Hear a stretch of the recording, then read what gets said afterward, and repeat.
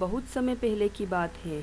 दूर किसी गांव में अब्बू खां नाम का एक चरवाहा रहता था। यूँ तो उसके पास कई प्रकार के भेड़, बकरी, गाय, ढोर थे, लेकिन उनमें से सबसे खूबसूरत एक बकरी थी। उसका नाम था चांदनी। पूरे गांव में सबसे खूबसूरत बकरी थी चांदनी। चांदनी का रंग बिल्कुल सफ़ेद था, बाल लंबे लंबे थे, छोटे छोटे नुकीले सींग तो ऐसे मालूम होते थे जैसे किसी ने बढ़िया लकड़ी में तराश कर बनाए थे। बड़ी बड़ी सुंदर आँखें थीं। अब्बू खां अपनी बकरी चांदनी से बहुत प्यार करते थे। वो उसे हमेशा हरी घास और ताज़ी सब्जियां खिलाते थे। अब्बू खां उसे हमेशा खूंटे से बांध कर रखते थे ताकि वो कहीं चली ना जाए, क्योंकि उसी गांव में एक पहाड़ था जिसमें एक खूंखार भेड़िया रहता था जो कि पालतू जानवरों को खा जाता था। अब्बू खां ने चांदनी के लिए बहुत ही बड़ा बाड़ा बनाया था और उसके गले की रस्सी भी बड़ी रखी थी ताकि वो मज़े से पूरे बाड़े में घूम सके। अब्बू खां सोचते थे कि चांदनी के लिए जो सब किया है उससे वो खुश रहती होगी, लेकिन बात कुछ और थी। चांदनी को ये बाड़े की कैद पसंद ना थी। उसे तो आज़ादी चाहिए थी, आज़ादी उस खूंटे और उस बाड़े से। देखते देखते काफ़ी ज़माना गुजर गया।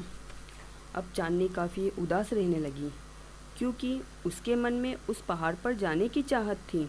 उसे आज़ादी से उस पहाड़ पे घूमना था। अब उसे हरी घास और ताज़ी सब्जियां भी अच्छी नहीं लगती थी। उसे तो आज़ादी से उस पहाड़ पर चढ़ना था और उस पहाड़ की हरी घास खाने की तमन्ना थी। चांदनी रोज़ उस खूंटे से निकलने की कोशिश करती थी, लेकिन वो निकल ना पाती। एक दिन उसने पूरी कोशिश की और पूरा जोर लगाया। आखिरकार वो उस रस्सी से आज़ाद हो गई। बस फिर क्या था, फिर तो उसकी खुशी का कोई ठिकाना न था। वो तेज़ी से भागती हुई मैदान की तरफ चली गई। उस मैदान पर वो खूब घूमी और खूब मज़े किए, लेकिन उसके मन में तो अभी भी उस पहाड़ पर चढ़ने की इच्छा थी। बस फिर क्या था, फिर तो वो पूरे ज़ोर से उस पहाड़ की तरफ निकल चली। अब्बू खां उठे। उन्होंने देखा कि बाड़ा खाली था और बाड़े में रस्सी से बंधी हुई चांदनी नहीं थी। आखिरकार चांदनी उस पहाड़ पर पहुंच गई और वहां पहाड़ पर पहुंचकर उसने ढेर सारी पत्तियां और घास खाई। उसे ये घास और पत्तियां उस कैद वाली घास और सब्जियों से भी अच्छी लगने लगी।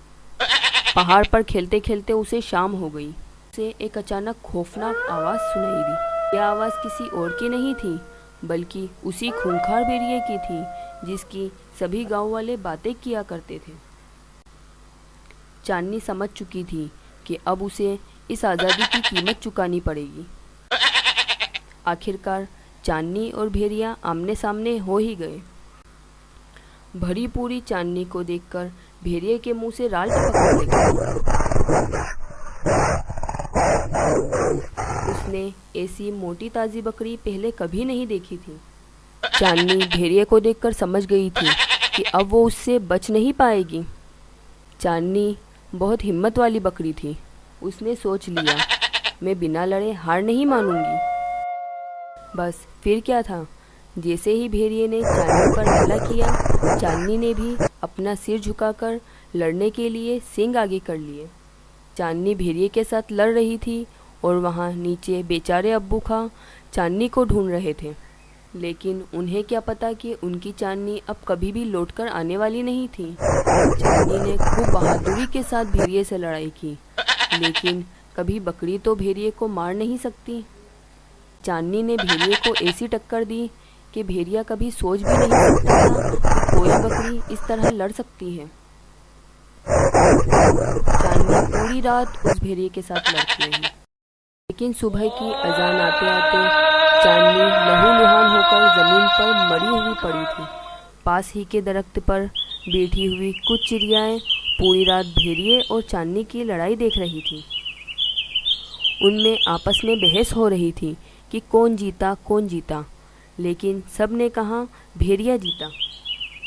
लेकिन उसमें एक बूढ़ी चिड़िया थी जिसने कहा जीत चांदनी की हुई, क्योंकि चांदनी जानती थी कि वो इस भेड़िए से जीत नहीं सकती, लेकिन फिर भी उसने बड़ी हिम्मत और बहादुरी से भेड़िए का मुकाबला किया और वो लड़ते लड़ते शहीद हो गई।